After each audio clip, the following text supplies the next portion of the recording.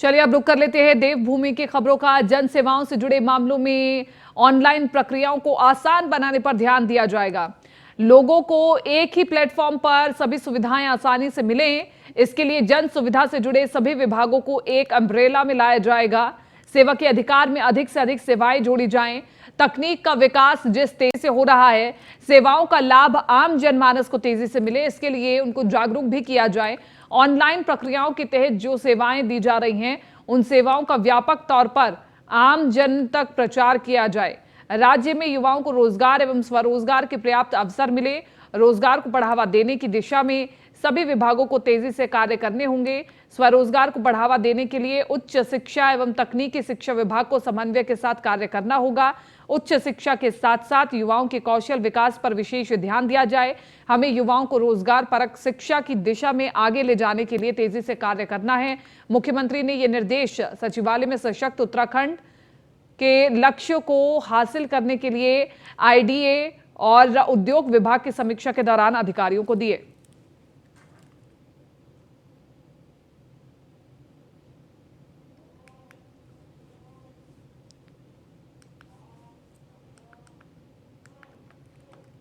आगे बढ़ रहे हैं। उत्तराखंड में जमीन खरीदना आसान नहीं होगा। जमीन खरीदने वालों के लिए मुख्यमंत्री पुष्कर सिंह धामी ने प्लान बनाया है।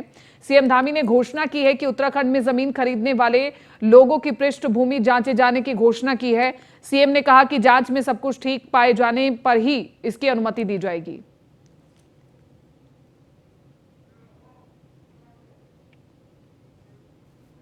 प्रदेश के अंदर लगातार इस प्रकार की बातें आती रही हैं कि कहीं न कहीं अनेकों स्थानों से आकर जिनके पीछे का रिकॉर्ड की जानकारी भी नहीं होती है, किस प्रकार का उनका रिकॉर्ड रहा है, किस प्रकार की पृष्ठभूमि रही है, वो सब आकर उत्तराखंड के अंदर बसने लगे थे, जिसके कारण से कई बार कानून व्यवस्था की स्थिति, यहाँ का जो शांत वातावरण है, उस वातावरण में कहीं न कहीं कोई इस प्रकार का बिखराव जो दिखाई देता था, उसको ठीक करना, क्योंकि ये धर्म, अध्यात्म, संस्कृति और देवों का केंद्र है, उत्तराखंड देवभूमि है।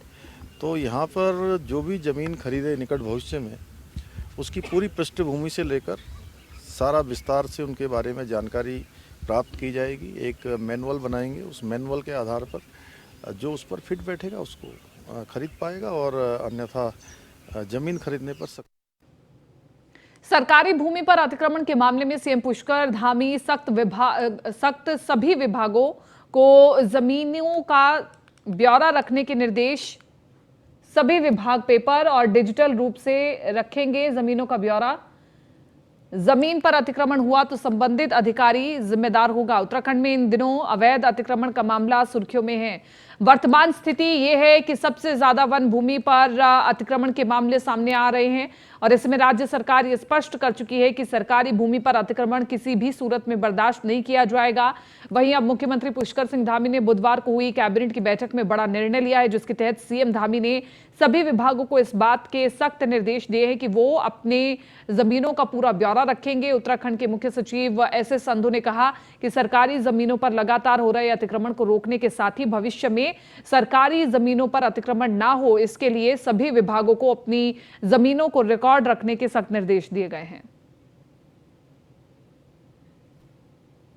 निश्चित रूप से अतिक्रमण जिस तरह से फैल रहा है, और अतिक्रमण को जो जिम्मेदारी जो संबंधित विभाग है उनके लिए ये कहा गया है कि ये अपनी अपनी ज़मीन आइडेंटिफाई करके उनका म्यूटेशन करा करके और फिर सैटेलाइट से डे टू डे बेसिस पर उसको लोड करें, ताकि कहीं कब्जा हो रहा होगा तो संज्ञान में आए, और इसमें इसके लिए अकाउंटेबिलिटी तय की जाए अधिकारी लेवल पर कि किस लेवल का अधिकारी इसके लिए अकाउंटेबल होगा। निश्चित रूप से अतिक्रमण राज्य सरकार अब पशुधन मिशन को बढ़ावा देने के लिए राज्य के किसानों को चारा आपूर्ति के साथ साथ पशुधन सेक्टर में एंटरप्रेन्योरशिप लेकर के आ रही है। कैबिनेट में हुए निर्णय की जानकारी देते हुए कैबिनेट मंत्री सौरभ बहुगुणा ने बताया कि बीते वर्ष हुए चारा के संकट को देखते हुए निर्णय लिया गया है। साथ ही एंटरप्रेन्योरशिप के जरिए अब घोड़े, खच्चर भी राज्य सरकार से लोग सब्सिडी के तौर पर ले सकेंगे। मैं मुख्यमंत्री जी का धन्यवाद करता हूं। हमने उनके सामने एक प्रपोजल रखा था चारा नीति का। इसमें 36% की हमारे पास लगभग डिफिशेंसी है इस वक्त चारे की। उसको कैसे डेवलप करना है, उत्तरा को आत्मनिर्भर चारे के लिए कैसे बनाना है, कैसे ऐसी कोई परिस्थिति बनती है जब फसल खराब होती है तो कैसे हम अपने ऊपर आत्मनिर्भर रहे, ना दूसरों के स्टेट्स के ऊपर, उसके लिए चारा नीति हम लाए हैं। हमने देखा चारधाम यात्राओं में जिस तरीके से घोड़े खच्चरों का इस्तेमाल होता है, एक बहुत बड़ा रोज़गार का जरिया है घोड़ा खच्चर। और ये मेरी एक थॉट प्रोसेस थी कि सोच थी हमारी कि किस तरीके से जो हमारे पर्वतीय क्षेत्र के ग्रामीण लोग हैं उनको कैसे इस रोज़गार के साथ जोड़ा जा सके। इसलिए हम घोड़े खच्चरों के ऊपर सब्सिडी का एक प्रावधान लेके आए हैं। कोशिश लगातार हमारी यही है कि मेरा मानना है यही है कि पशुपालन विभाग, दुग्ध विकास और हमारा मत्स्य विभाग, ये तीनों जो हमारी ग्रामीण अर्थव्यवस्था है उसको दुरुस्त करने के लिए काफ़ी इंपॉर्टेंट रोल प्ले कर सकता है 2025 तक। और हम लगातार कोशिश में है कि हमारे पशुपालकों को, हमारे दुग्ध पालकों को और हमारे मत्स्य पालकों को राहत दी जाए। युवाओं को विदेशों में मिलेगा रोजगार, 20% खर्च उठाएगी सरकार। नई योजना पर कैबिनेट की मोहर लग चुकी है। उच्च शिक्षा हासिल करने के बाद तमाम युवा विदेशों में नौकरी करना चाहते हैं। इसके लिए वो लगातार प्रयास भी करते हैं। ऐसे में अब उत्तराखंड सरकार विदेश में रोजगार के इच्छुक युवाओं को तराशने का काम कर रही है। दरअसल धामी सरकार राज्य के युवाओं के विदेश में रोजगार करने के सपने को पूरा करने के लिए मुख्यमंत्री कौशल उन्नयन एवं वैश्विक रोजगार योजना शुरू करने का निर्णय ले रही है। और इस योजना के तहत विदेशों में वो नौकरी करना चाह रहे युवाओं को न सिर्फ विदेशी भाषाएं पढ़ाएंगी और बल्कि उनका स्किल डेवलपमेंट भी किया जाएगा।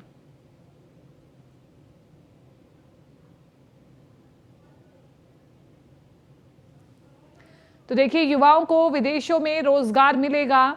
और इसी के साथ साथ आपको बताएं कि युवाओं को विदेशों में रोजगार देने के लिए कई कार्य किए जा रहे हैं, कई बड़े फैसले लिए जा रहे हैं। नई योजना पर कैबिनेट की मोहर भी लग चुकी है।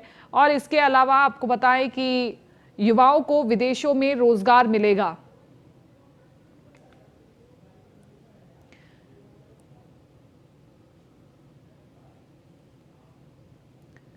पर्यावरण संरक्षण में इको टास्क फोर्स एक अहम भूमिका निभाती है। कई बार संसाधनों की कमी होने के चलते इस फोर्स को तमाम दिक्कतों का भी सामना करना पड़ता है, जिसे देखते हुए मुख्यमंत्री पुष्कर सिंह धामी ने इको टास्क फोर्स को बड़ी सौगात दी है। मुख्यमंत्री पुष्कर सिंह धामी ने गढ़वाल राइफल्स की इको टास्क फोर्स को सौगात देते हुए बोलेरो गाड़ियां और मोटरसाइकिल दी है, जिसको खुद सीएम ने गुरुवार को हरी झंडी दिखाकर रवाना किया। उत्तराखंड बागवानी विभाग ने 2 बोलेरो पिकअप और 10 मोटरसाइकिल को 127वीं इको टास्क फोर्स को सौंपा है। ये टास्क फोर्स पिछले 40 सालों से पारिस्थितिक संरक्षण के क्षेत्र में काम कर रही है। प्रादेशिक सेना की अग्रणी पारिस्थितिक टास्क फोर्स है, जिसके लिए इन 10 मोटरसाइकिलों और 2 बोलेरो पिकअप को सीएम धामी ने फ्लैग ऑफ कर रवाना किया। मुख्यमंत्री धामी ने इको टास्क फोर्स के प्रयासों की सराहना करते हुए पर्यावरण की रक्षा के लिए राज्य सरकार की प्रतिबद्धता को दोहराया है। इको टास्क फोर्स पर्यावरण संरक्षण के क्षेत्र में और पौधारोपण के क्षेत्र में, वृक्षारोपण के क्षेत्र में लगातार काम करती है। इससे कहीं ना कहीं पर्यावरण का संरक्षण भी होता है, संवर्धन भी होता है और जो हमारी आबो हवा है उसको और शुद्ध करने में, पर्यावरण को अच्छा बनाने में इको टास्क फोर्स का बहुत बड़ा योगदान है। और आज जिस प्रकार से उनको बोलेरो और मोटरसाइकिल मिल गई हैं तो उससे निश्चित रूप से उनकी जो क्षमता है वो बढ़ेगी, काम करने की जो तीव्रता है और बढ़ेगी। मैं सभी को बहुत शुभकामनाएं देता हूं कि वो उत्तराखंड राज्य को आगे बढ़ाने में, उत्तराखंड की आबो हवा को, यहाँ के पर्यावरण को संरक्षण में, पौधारोपण के क्षेत्र में लगातार काम करेंगे। और अपने साथ साथ सभी को कहीं ना कहीं इको टास्क से पर्यावरण के क्षेत्र में एक बहुत ही सराहनीय काम कर रहा है। अगर आपको ध्यान होगा, पहले मसूरी के पहाड़ बिल्कुल नंगे हो गए थे, सफ़ेद दिखाई देते थे। जब से इको टास्क फोर्स ने काम करना शुरू किया, क्योंकि मैं लगातार इससे जुड़ा हुआ हूँ, आज जो हर जगह हरियाली दिखाई देती है उसका श्रेय जाता है तो इको टास्क फोर्स के जाता है। और क्योंकि मैं गढ़वाल राइफल का एक पुरुष सैनिक हूँ, मैं एक कार्यक्रम में जब मुझे रेजिडेंटिंग पर यहाँ पर बुलाया गया तो यहाँ के जवानों द्वारा मुझसे मांग की गई कि जोशी जी हमें 2 बोलेरो और मोटरसाइकिल चाहिए, क्योंकि विधायक एमएलए फंड खत्म हो चुका था। तो कहते हैं ना, where is a will there is a way. तो आदमी की कुछ करने की इच्छा होती है तो रास्ते ढूंढता है।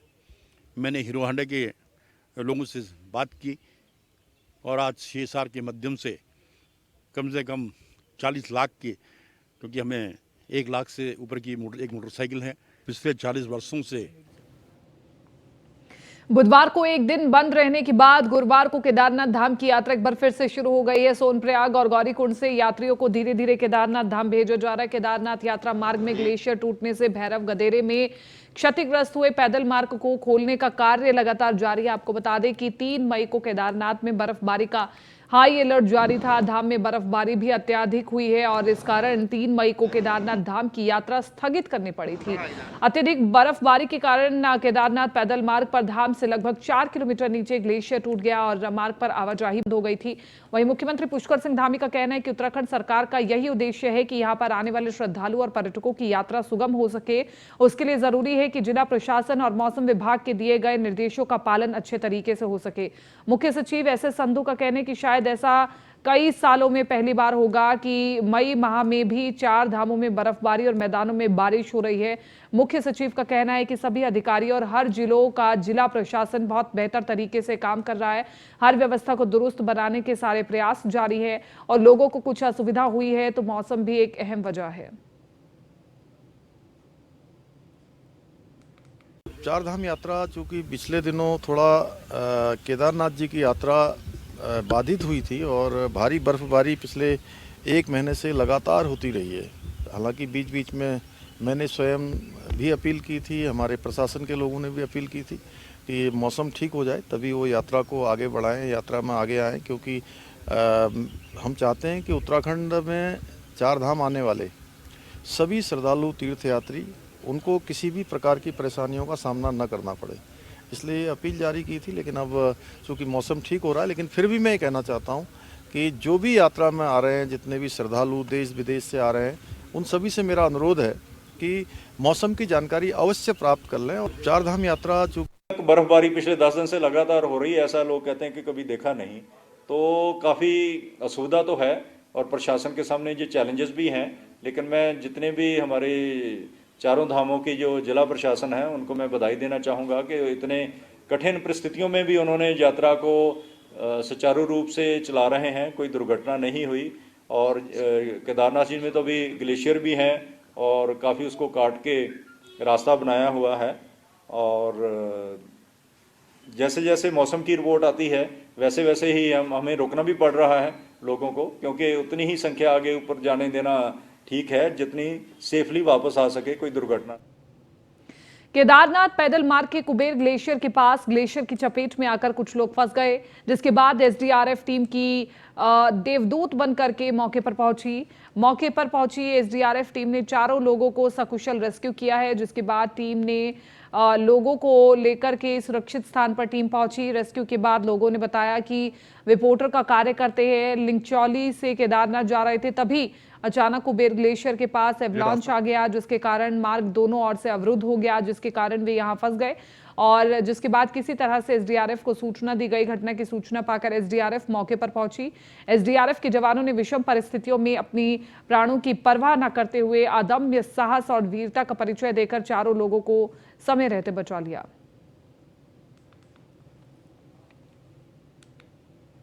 उत्तराखंड के एम्स ऋषिकेश यानी अखिल भारतीय आयुर्विज्ञान संस्थान में 2 दिवसीय यूथ 20 समिट शुरू हो गया है। समिट की शुरुआत विदेशी मेहमानों ने योग के साथ की और इस समिट में 20 देशों के युवा हिस्सा ले रहे हैं। यूथ 20 समिट का शुभारंभ कैबिनेट मंत्री रेखा आर्या, एम्स ऋषिकेश के कार्यकारी निदेशक मीनू सिंह और स्वामी चिदानंद मुनि महाराज ने किया है।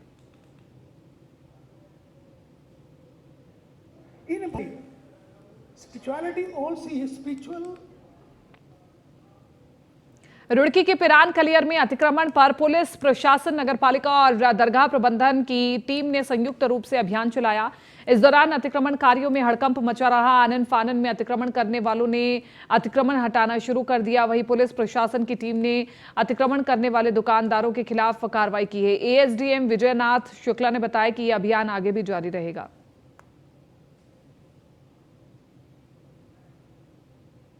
दरगाह पीरान कलियर पूरे भारत में प्रसिद्ध है। यहाँ देश के कोने कोने से लोग आते हैं और पिछली बार मेले से पहले सारा अतिक्रमण हटाया गया था और लोगों को कहा गया था, चेतावनी भी दी गई थी, अनुरोध भी किया गया था कि दोबारा अतिक्रमण न हटाएं। लेकिन उसके बावजूद लोगों ने दोबारा कर लिया। और आप देख सकते हैं कि अतिक्रमण हटाने के बाद नालियों पे कवर कराया गया था, एंगल लगाए गए थे, और दोबारा लगाने के बाद भी दोनों बार बार अनाउंसमेंट कराया गया, चेतावनी दी गई, उसके बावजूद लोगों ने अतिक्रमण नहीं हटाया। तो उसी क्रम में आज यहाँ आके दरगाह प्रबंधन, नगर पंचायत, पुलिस और प्रशासन के संयुक्त टीम द्वारा यहाँ पे अतिक्रमण हटाया जाए। कर्नाटक चुनाव के लिए कांग्रेस की ओर से जारी घोषणा पत्र में विश्व हिंदू परिषद की युवा इकाई बजरंग दल पर प्रतिबंध लगाने का वादा किया गया। कांग्रेस के घोषणा पत्र में कहा गया है कि वो सभी संगठन जो जाति धर्म के नाम पर नफरत और दुश्मनी फैलाते हैं उन्हें वो बैन करेंगे। इसके बाद से ही बजरंग दल के कार्यकर्ताओं में कांग्रेस के खिलाफ खासा गुस्सा है। गुरुवार को बजरंग दल के कार्यकर्ताओं ने कांग्रेस मुख्यालय पर प्रदर्शन किया और वहीं बजरंग दल के कार्यकर्ताओं को कांग्रेस मुख्यालय के बाहर पुलिस ने बैरिकेडिंग लगा करके रोकने की कोशिश की, लेकिन प्रदर्शन कर रहे बजरंग दल के कार्यकर्ता और कांग्रेस कार्यकर्ता आमने सामने आने के बाद पुलिस को कड़ी मशक्कत करनी पड़ी। इस दौरान दोनों तरफ से नारेबाजी भी हुई और बजरंग दल और कांग्रेस कार्यकर्ताओं में हल्की हल्की झड़प भी देखी गई। हम जो बजरंग दल है, जो हमारे ऑफिस पे आके प्रदर्शन करने की कोशिश कर रहा है, तोड़फोड़ करने की कोशिश कर रहा है, उसको रोकने की कोशिश कर रहे हैं, क्योंकि ये लोग गुंडागर्दी चाहते हैं, ये लोग माहौल को अशांत करना चाहते हैं, ये लोग लोगों के बीच में गलतफहमियां पहुंचाना चाहते हैं। और आज जिस तरीके से ये लोग हमारे ऑफिस की तरफ बढ़े हैं, ये एक गलत तरीका है चीजों को करने का। उन लोगों के द्वारा इस प्रोटेस्ट को बाधित करने का प्रयास किया, लेकिन हम लोगों ने अपने धैर्य का परिचय दिया। नहीं तो बजरंग दल अपने हाथ में वह शक्ति है जिससे सब जानते हैं, लेकिन हम लोगों ने अपने धैर्य का परिचय देते हुए हमने प्रशासन की बात मानी। और देखिए, प्रदर्शन का सबसे बड़ा कारण है कि देशभक्ति के नाम पर कार्य करने वाले संगठन को पीएफआई जैसे संगठन के साथ संलिप्त कर उस पर रोक लगाने की मांग करना, वो भी कांग्रेस पार्टी यह चाहती है भारत देश में इस्लामीकरण हो जाए। फिलहाल इस बुलेटिन में मेरे साथ इतना ही। दीजिए इजाजत, नमस्कार।